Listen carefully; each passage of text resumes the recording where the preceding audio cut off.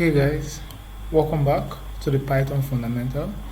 This is second video in module 3, okay, in this Python Fundamental. Now in this second video we are looking at the if constructs and how we can operate that with the logical operators. Now in the first video we looked at the general structure behind the if constructs, how we can actually use it, and how we can also use it when we have more than two options. I think we stopped at that of 3 options. So in this video we are going to extend it to more than 3 options also. Okay, so let's see what we have in the last video, what we had then. We created a program then that's going to work for just 2 options when you have just 2 conditions to work with. Okay, that's what is happening here, that if the number, we wanted to check if a number is even or odd, and then we have this condition. Now take notes of this indentation. The indentation shows that this is the only block, this is the only statement that is within this structure. That means when this is satisfied, this is the only block, this is the only code that is going to run. Similarly, if this condition is not satisfied, then this is the only block or the only code that is going to run. So there is every possibility of you having more than one statement within a particular block. Coincidentally, the examples we are seeing here are just having one statement each. That's fine. As we proceed, we are going to see cases that have more than one statement. Now we extended this to a case that we have 3 conditions. Okay, when a number is greater than 0, less than 0. If it's not less than 0, it's not greater than 0, then it must be equal to 0. This is according to a principle we have in mathematics called the Law of Trichotomy, that any number you pick must fall between 3 possible categories. It must be greater than 0, less than 0, or equal to 0. So this is completely exhaustive. Okay, it must fall within one of these 3 categories. But now we have cases that are not exhaustive. Let's see one possibility. Let's say you're looking at a program that is going to compute the grade of an individual. Now this grade of this individual is based on the score the individual has. Now the score is going to be an integer according to the requirements. We have the score to be an integer. If the score is between I think 70, if the score is between 70 and 100, then the grade is going to be an A. If the score is between 69, 60 and 69, the grade is going to be a B. If the score is between 50 and 59, the grade is going to be a C. If we have it between 45 and 49, this grade is going to be a D. You have between 40 and 44, you have that grade to be an E. But if that's not the case, so when you have between 0 and 39, then the grade is going to be an F. So we want to write a program that is going to take care of this for us. So the question becomes, how can we do that?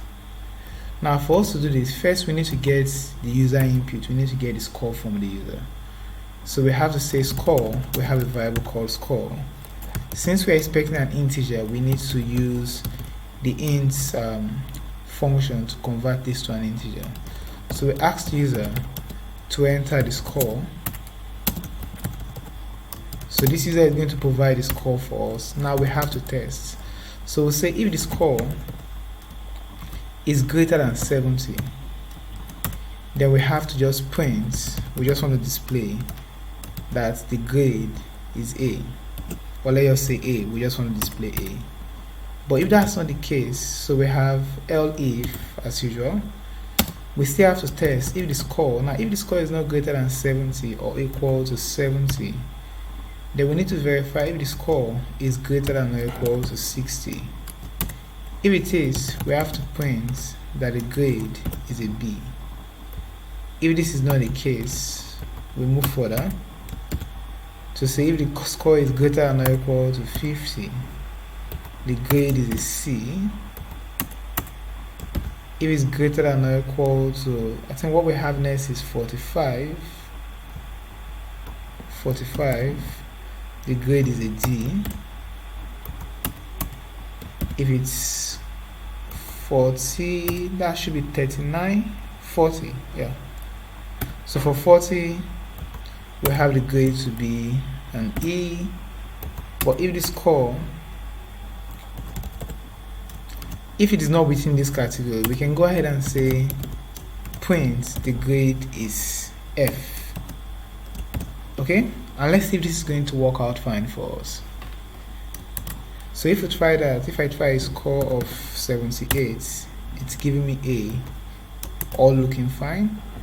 Try 56, that's giving me a C, it also fine. Try 25, that's an F, which is also looking all good because of the scheme we have here. But what if we now try a value that is outside of this range? I give it 120. I'm going to get an A. And we know too that you can have 120 as a score since it ranges between 0 and 100. That's what we have as a range, between 0 and 100. And now we are getting 120 to be A. So what's happening there is this. It is comparing, it's checking the value. Is 120 greater than 70? It says yes. Okay, that's a true. So this value got printed that the grade is A. So for the fact that this else if and else you have here, this chain you have, they're all connected.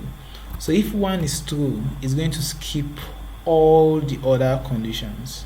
So for the fact that this is true, all this got skipped. That's what's going on here. Okay, so another issue is, what if we can take care of this? Actually, we can say let's implement let's include the logical operator. The logical operator we are going to include here is the AND operator. Now let me show you a bit how the AND operator works before we include it in our program. Okay, so we have this. If both statements are true, then the final result is going to be a true. If at least one of the statements is a false, then your final result is going to be a false. This is how the AND operator works. So take notes. You can only get a true when all the statements are true. If at least one of them is false, then your final result becomes a false. The same thing goes for the OR operator. Okay, these are the three we have: the OR, the AND, and then a NOT. For the OR operator, you can only get a false when all statements are false. If at least one of them is true, then your final result is going to be true. That's how the OR operator works. Okay, then finally we have the NOT operator. The NOT operator, also called the negation, all it simply does is to negate the value you have there. Invariably, when you have a true, it makes that a false, and when you have a false, it makes that a true. These are the three logical operators we have. Okay, we've seen the arithmetic, we've seen the relational. These are the three logical operators and how they operate. So based on this logical operator, that's what I'm going to use here. So what I'm going to say is this: I'll copy that code, take it down here, and then try to modify the code. So what do we have there?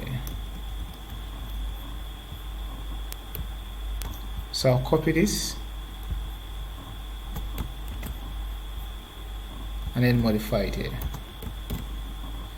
So what I'm going to do is to say, okay, if the score is greater than 70 and that same score is less than or equal to 100, that's when you should print A.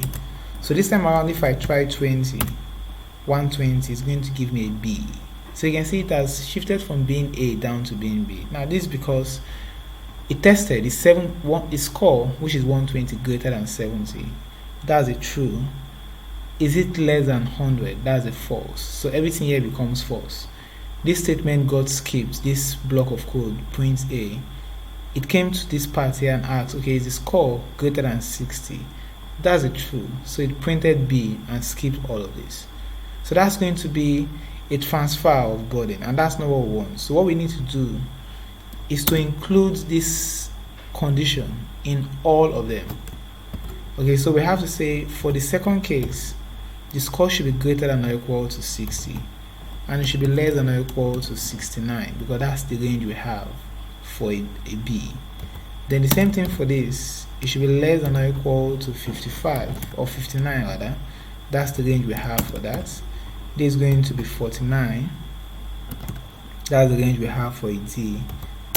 And it's going to be 44. That's the range we have for E. And yeah, okay, we have this way. Now let's see if this is taking care of that. So if I give it 120, or let's say I give it this, that's going to be a C that squared. But now let's give it 120. It's saying the result is F, so it has transferred the burden down to F. Every other ones are actually working fine. So what we need to do now is to include another F else if statement here, by saying if this time around the score falls within 0 and what they gave us there, which is 39, then we should say this is an F. If that is not the case, print that it is an invalid entry. Okay, invalid entry. I'll try to be kind enough to tell the person to cross check or to check again. Okay, so that's what we have in this case, and that is going to take care of this issue. So if I try this, that would give me an F,